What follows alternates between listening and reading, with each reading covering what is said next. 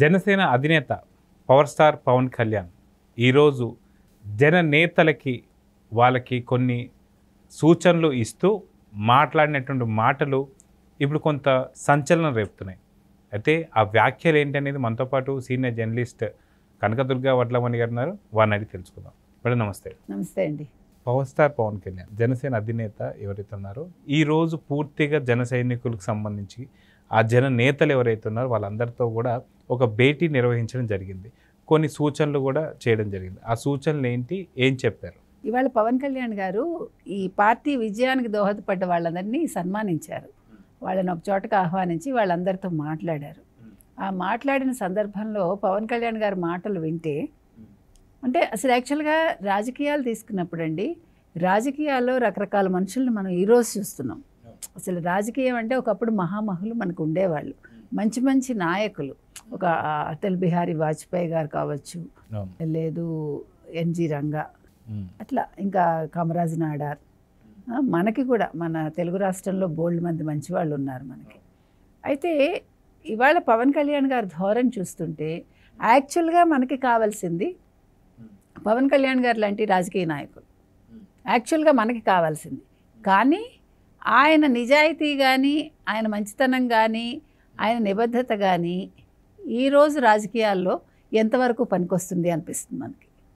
ఎందుకంటే ఈరోజు అక్కర్లేనిది నిజాయితీ, ఈరోజు కావాల్సింది అబద్ధాలు చెప్పటం, ఈరోజు కావాల్సింది దోచుకోవడం, ఈరోజు కావాల్సింది అయిన వాళ్ళని దగ్గర పెట్టుకోవటం.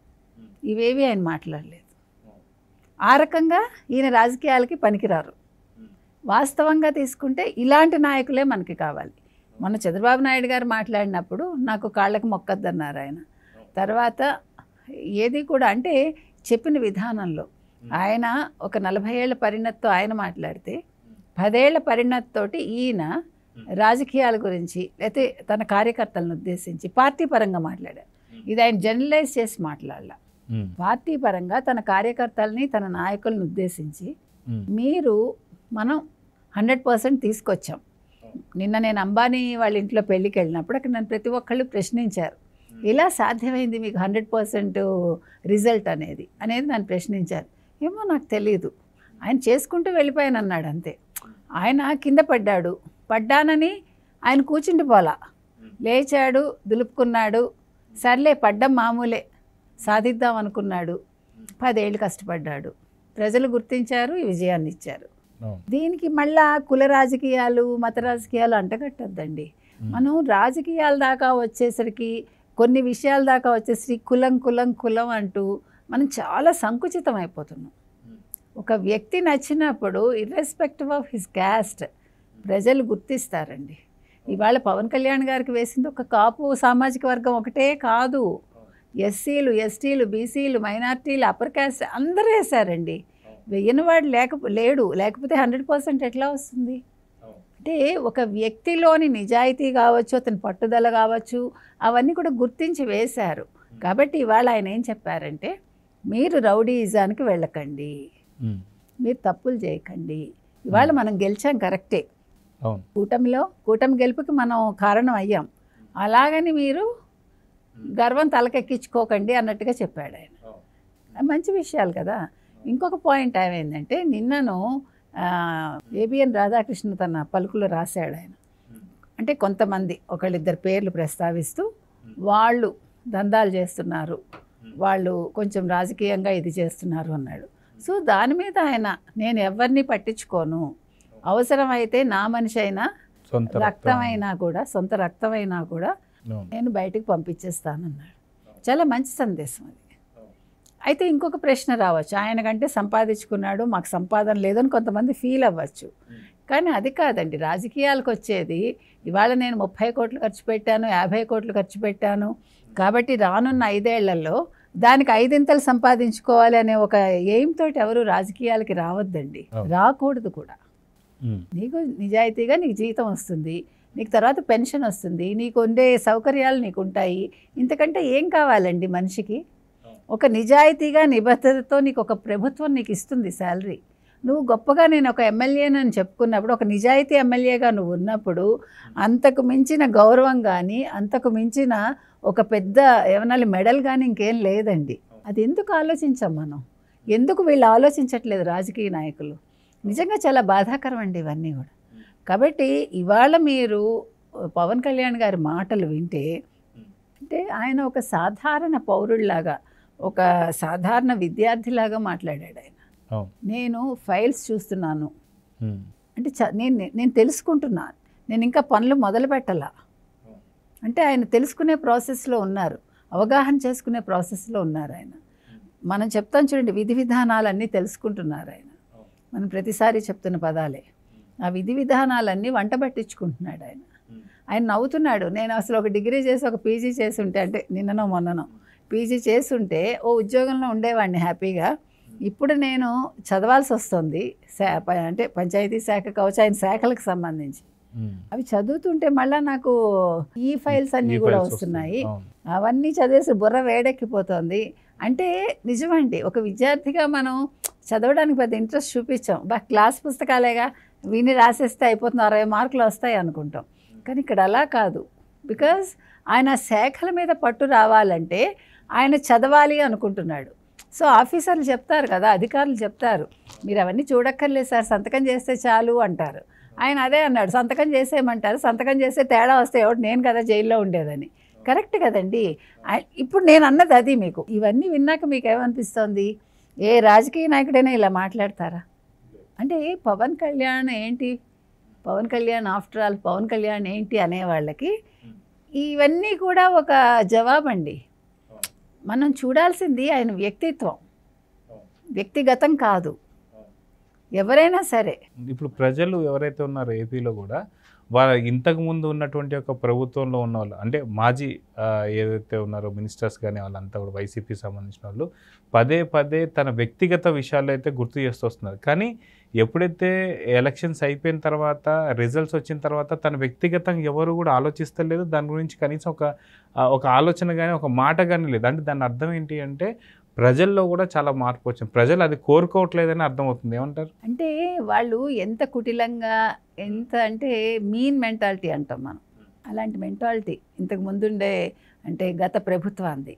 లేకపోతే ఒక వ్యక్తిని అంటే వ్యక్తిగత హననం చేయక్కర్లా. ఇప్పుడు మిమ్మల్ని నేను తిట్టాలనుకోండి, డైరెక్ట్గా ఏం జగన్ గారు ఎందుకు ఇలా చేశారు అంటే అయిపోతుంది. అంతేగాని మీరేంటి ఫలానా అంటే అక్కర్లేని మాటలు నాకు ఎందుకండి, అసలు నాకు అవసరం ఏంటి? హుయామే మీ గురించి అడగవలసింది మీ కుటుంబ సభ్యులు, నేను కాదు. ఒకవేళ మీరు తప్పు చేస్తే, లేదు ఒప్పు చేసినా మీరు answerable to your wife or your family members, not to me. కాబట్టి ప్రజలు అన్నది ఏంటంటే, మీరు పదే పదే ఆయన వ్యక్తిగత జీవితం గురించి మాట్లాడారు, మాకు ఆయన వ్యక్తిగత జీవితం అవసరం లేదు, ఆయన వ్యక్తిగా మాకు కావాలి అని కోరుకున్నారు. కాబట్టి వాళ్ళు ఓట్లు వేశారు. అంటే అసలు ప్రజలు అర్థం చేసుకున్నంతగా ఈ గత ప్రభుత్వ రాజకీయ నాయకులు ఎవరు పవన్ కళ్యాణ్ని అంచనా వేయలేకపోయారు. అంతే. ఇప్పుడు మీరు నేను అంచనా వేస్తున్నామండి. ఎన్నికల ముందు నుంచి మనం అంచనా వేసాం, ఇప్పుడు కూడా అంచనా వేస్తున్నాం. ఇప్పుడు అంచనా వేయడం వల్ల మీకు నాకు వచ్చేది మీ పదవులు లేవు అక్కడ. కాకపోతే మంచి చెడు అనేది విశ్లేషణ వరకే మనం చేస్తాం. తప్పుంటే చెప్పాలి, ఒప్పుంటే మెచ్చుకోవాలి ఎవరైనా సరే మనకి, ఇర్రెస్పెక్టివ్ ఆఫ్ పార్టీ. ఇప్పుడు చంద్రబాబు నాయుడు గారు చిన్న తప్పు చేసినా మనం ఎత్తి చూపించాలి. లోకేష్ గారు మంచి చేస్తే చెప్తాం, చెడు చేస్తే ఇలా కాదు సార్ ఇలా చేయండి అని చెప్తాం. పవన్ కళ్యాణ్ గారైనా అంతే. ఇప్పుడు ఇది మీరు చేసింది చాలా బాగుంది, రేపొద్దున ఏదైనా బాగోలేదనుకోండి అంటే మనం ఎప్పుడు అది చెప్పగలమండి? మనం నిజాయితీగా ఉంటే, మన ఆలోచన స్వచ్ఛంగా ఉంటే మనకు ఆ రైట్ ఉంటుంది. మన పని మనం చేస్తాం. మనం ఇక్కడ కూర్చున్నది విశ్లేషించడానికి మంచి చెడు అంతవరకే. కాబట్టి we have every right to talk.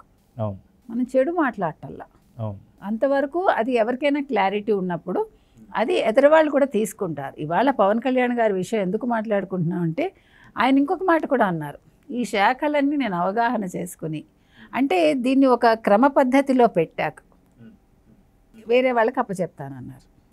అంటే ఎందుకన్నారు? It's too much of burden for him, too much of burden. ఎందుకంటే ఈరోజు ఆ శాఖలు చూస్తుంటే ఒక బ్లీచింగ్ పౌడర్ కొనటానికి కూడా డబ్బులు లేవంటే ఆయన ఎంత ఎఫర్ట్ పెట్టాలో ఆలోచించండి. ఒక 10 మంది చేయాల్సిన పని ఒక మనిషి చేయటం అంటే it's not a small thing. కాబట్టి ఆయన అవగాహన చేసుకుని దాన్ని మొత్తం అంటే కూలంకషంగా తెలుసుకున్నాక ఎక్కడెక్కడ ఏమేం చేయాలో ఆయన సలహాలు ఇచ్చేసి కొన్ని శాఖలు కొంతమందికి అప్పచెప్పేశారనుకోండి, అవును ఈయన పర్యవేక్షణ చేయొచ్చు. అవును పైనుంచి పర్యవేక్షణ చేసి వాళ్ళు సరిగా చేస్తున్నారా లేదా, వాళ్ళు ఎక్కడ తప్పులు చేస్తున్నారు, లేదు వాళ్ళకి ఏం సలహా కావాలి, లేదు వాళ్ళకి ఏ రకంగా నేను గైడెన్స్ ఇవ్వాలి, ఆ పనులు ఆయన చేయొచ్చు, తప్పులేదు. ఆ నిర్ణయం కూడా బాగుంది. ఎందుకంటే ఒకే మనిషి అన్నీ పెట్టుకుని ఒక కాలు ఒక చెయ్యి అలా పెట్టలేరు కదా. దాని ఎందుకంటే ఇట్స్ అ వ్యాస్ట్ వన్.